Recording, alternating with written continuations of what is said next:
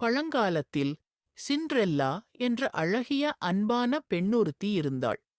அவளது அப்பா இறந்த பிறகு அவள் அவளுடைய கொடுமைக்கார சித்தியுடனும் 2 பொறாமை கொண்ட அக்காக்களுடனும் வாழ வேண்டி வந்தது.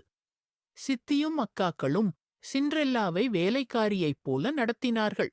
அவள் வீட்டு வேலைகள் அனைத்தையும் செய்ய வேண்டியிருந்தது. அவள் அழுக்கடைந்த கிழிந்த ஆடைகளை அணிந்திருந்தாள். மற்றவர்கள் அவளைச் சாம்பலில் இருப்பவள் என்று கேலி செய்தனர். ஆனால் சிண்ட்ரெல்லா தன் மனதிற்குள் எப்போதும் கனிவுடனும் நம்பிக்கையுடனும் இருந்தாள். ஒரு நாள் மன்னரின் மகன் இளவரசன் அரண்மனையில் ஒரு பெரிய நடன விருந்துக்கு ஏற்பாடு செய்தார். அந்த நாட்டின் அனைத்துப் பெண்களும் அதில் கலந்து கொள்ள வேண்டும். அப்போதுதான் இளவரசன் தனக்கு ஏற்ற துணையைத் தேர்ந்தெடுக்க முடியும்.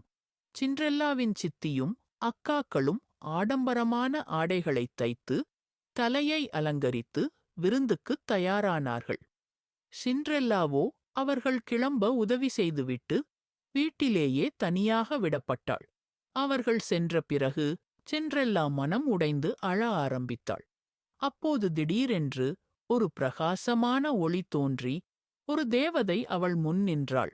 அழாதே சிண்ட்ரெல்லா, நீயும் நடன விருந்துக்குச் செல்லலாம் என்று தேவதை சிரித்தாள்.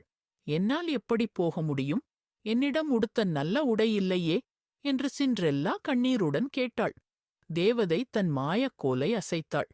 வீட்டிலிருந்த ஒரு பூசணிக்காய் அழகான தங்க ரதமாய் மாறியது. எலிகள் வேகமாக ஓடிவந்து ரதத்தை இழுத்துச் செல்லும் குதிரைகளாக மாறின. சிண்ட்ரெல்லாவின் அழுக்கான ஆடை மின்னும் அழகான நடன உடையாகவும் அவளுக்குப் பொருத்தமான ஒளிரும் கண்ணாடிக் காலணிகளும் கிடைத்தன. தேவதை சிண்ட்ரெல்லாவிடம், நீ விருந்துக்குப் போகலாம், ஆனால் நீ நள்ளிரவு 12 மணிக்குள் வீடு திரும்பிவிட வேண்டும். இல்லையென்றால் இந்த மாயாஜாலம் அனைத்தும் மறைந்துவிடும் என்று எச்சரித்தாள். சிண்ட்ரெல்லா அரண்மனைக்குச் சென்றாள். யாரும் அவளை அடையாளம் காணவில்லை. அவளுடைய அழகு அரண்மனையில் உள்ள அனைவரின் கண்களையும் கவர்ந்தது. இளவரசன் சிண்ட்ரெல்லாவை பார்த்தவுடனேயே அவள் மீது காதல் கொண்டார். மற்ற பெண்களை விட்டுவிட்டு அவர் இரவு முழுவதும் சிண்ட்ரெல்லாவுடன் நடனமாடினார். சிண்ட்ரெல்லா அவளுடைய கஷ்டங்களை மறந்து மிகவும் மகிழ்ச்சியாக இருந்தாள். நேரம் போனதே தெரியவில்லை. திடீரென்று அரண்மனை கடிகாரம் டாங் டாங் டாங் என்று 12 முறை அடித்தது. தேவதையின் எச்சரிக்கை சிண்ட்ரெல்லாவின் நினைவுக்கு வந்தது. நான் போக வேண்டும் என்று சத்தமிட்டபடி அவள் இளவரசனிடம் விடைபெறக்கூட நேரமில்லாமல் ரதத்தை நோக்கி ஓடினாள். அவசர அவசரமாக ஓடியதால் அவளுடைய ஒரு கண்ணாடிக் காலணி படிக்கட்டிலேயே கழன்று விழுந்தது. இளவரசன் அவளை பின்தொடர்ந்து வந்தார். ஆனால் சிண்ட்ரெல்லா மாயமாகிவிட்டாள். அவருக்கு படிக்கட்டில் கிடந்த அந்த கண்ணாடிக் காலணி மட்டுமே கிடைத்தது. இந்த காலணி யாருடைய காலில் சரியாகப் பொருந்துகிறதோ அவளைத்தான் நான் திருமணம் செய்வேன் என்று இளவரசன் சபதம் செய்தார்.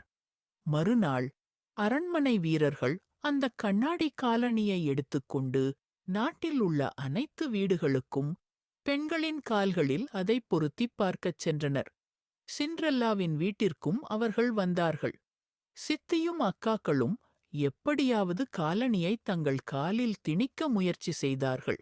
ஆனால் அது முடியவில்லை. கடைசியில் சிண்ட்ரெல்லா முன்வந்தாள். அவளது சித்தி தடுக்க முயன்றாலும் இளவரசன் விடவில்லை. சிண்ட்ரெல்லாவின் காலில் அந்த கண்ணாடிக் காலணி சரியாக பொருந்தியது. அவள் தன்னுடைய பையில் இருந்த இன்னொரு கண்ணாடிக் காலணியை எடுத்து அணிந்தபோது அனைவரும் ஆச்சரியத்தில் உறைந்தனர். அவளது பழைய ஆடைகள் அனைத்தும் மறைந்து மீண்டும் அழகான நடன உடை தோன்றியது. இளவரசன் மிகவும் மகிழ்ந்து சிண்ட்ரெல்லாவை தன் மணமகள் ஆக்கிக் கொண்டார். அவர்கள் இருவரும் அரண்மனைக்குச் சென்று மகிழ்ச்சியாக வாழ்ந்தார்கள்.